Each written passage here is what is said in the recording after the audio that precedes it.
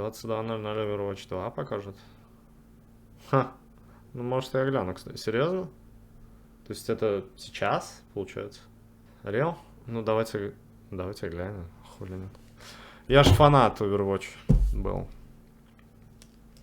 Пока они вообще нахуй все не сломали. Я, кстати, думал, знаете, вот можно сделать... Я представил таблицу. Люди любят таблицы. Вот эти статистики кривые. Я вот представил, допустим, возьмем время. Сейчас для вас это выглядит как будет в обратную сторону. Да, вот, то есть сюда-сюда. Возьмем время вот. И вот эта высота, которая у нас есть, сила, скажем так. Это, короче... Давайте ее назовем... Давайте я Photoshop открою. Это контент на бусте мне надо делать, кстати, а не здесь на стриме показывать. Ну да ладно. Сейчас шиза чуть-чуть пойдет, но выслушайте меня. Сейчас. Идею, скажем так. Короче, смотрите.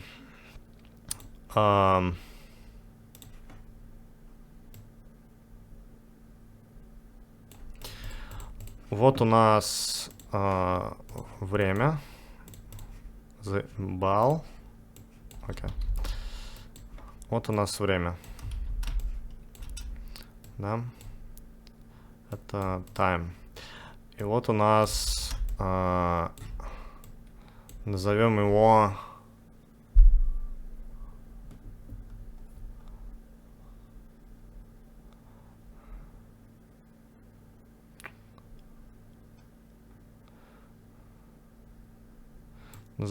S. S у нас значит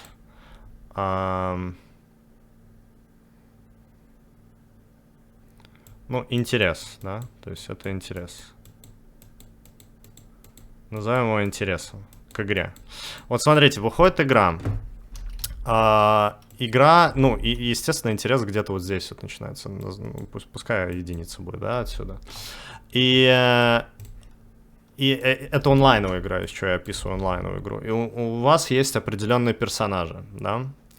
То есть этот стек персонажей, и каждый имеет свою силу. Кто-то сильнее, кто-то совсем сильный, кто-то вот такой, кто-то вот такой, кто-то вот такой. То есть мы вот это все собираем, и типа у нас получается вот так отсюда, да, полоска. Вот она идет. Все, мы то есть собрали всех этих персонажей, видите? Вот. Это разная сила персонажей. Кто-то overpowered, кто-то не dopowered, ну вы поняли. И вот идет время, и разработчики принимают решение. Патч. Выходит патч. Патч гениальный. Он, короче, делает так, что вот все вот эти персонажи, которые были охуенно-охуенными, они становятся, ну, ниже. Они становятся вот такими.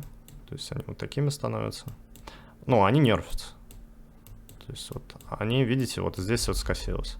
Получается, что это напрямую влияет на интерес к игре. Потому что их сила уменьшается. То есть, наверное, это даже не интерес можно назвать было, а сила все-таки.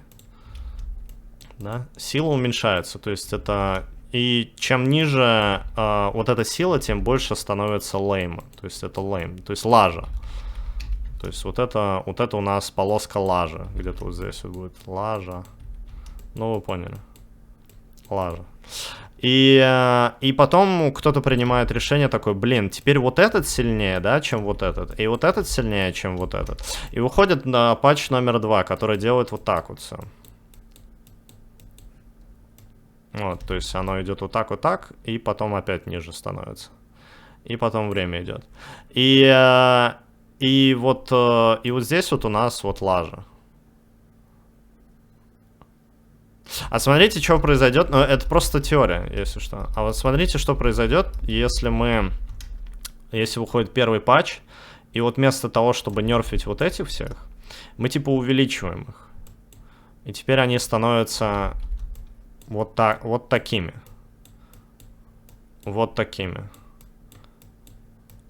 Видите, их больше стало. И получается, что сила увеличивается. То есть она идет вверх. То есть, мне кажется, короче, это моя идея по поводу того, как, блядь, нужно делать персонажей в онлайнных играх и как не нужно поступать, как у Сейчас, Blizzard,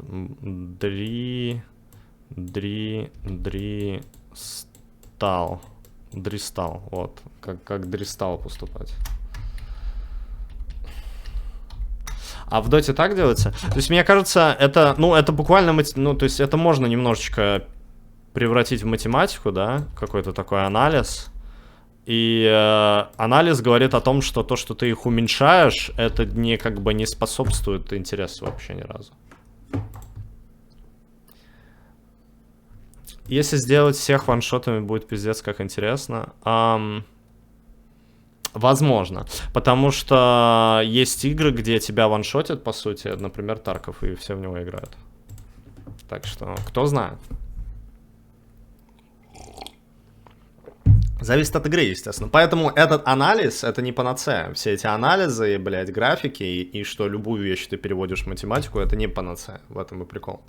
Существует как бы жизнь и реальность. И нужно понимать, типа, где этот баланс держать. Для этого нужны дизайнеры, блядь, нормальные. Сложно сказать наверняка. Ну да, непонятно. Ну, короче. Но я думаю, что смысл один. Блядь, нерфить под хуёвых персонажей, это точно не катит.